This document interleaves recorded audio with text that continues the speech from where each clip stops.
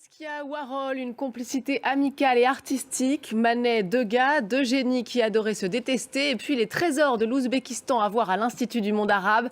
Quelques-unes des meilleures expositions du moment sont au programme de ce nouveau numéro 2 à l'affiche. Bienvenue à tous. On commence donc avec deux noms mythiques de la peinture moderne, Jean-Michel Basquiat et Andy Warhol. Jusqu'à la fin du mois d'août, la fondation Louis Vuitton expose leurs œuvres réalisées en tandem au début des années 80.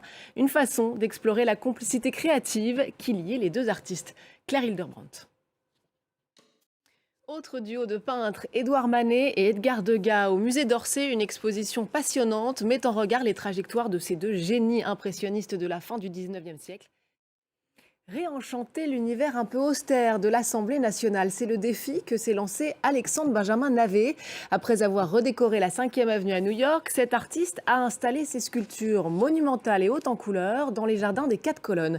Julien Sauvager a suivi la conception de cette installation dans les ateliers de l'artiste. Et puis c'est le succès de cet hiver à l'Institut du monde arabe. L'exposition Sur les routes de Samarcande, merveille de soie et d'or, a déjà accueilli plus de 100 000 visiteurs et elle se poursuit jusqu'en juin.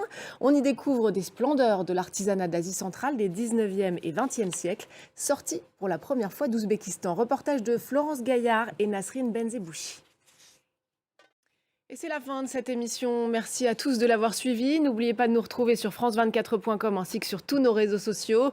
On se quitte avec le plus célèbre des petits sorciers après Philadelphie, Atlanta, Vienne et déjà plus d'1 million de visiteurs. C'est jusqu'au 1er octobre à la porte de Versailles. Je vous laisse découvrir et vous dis à très vite.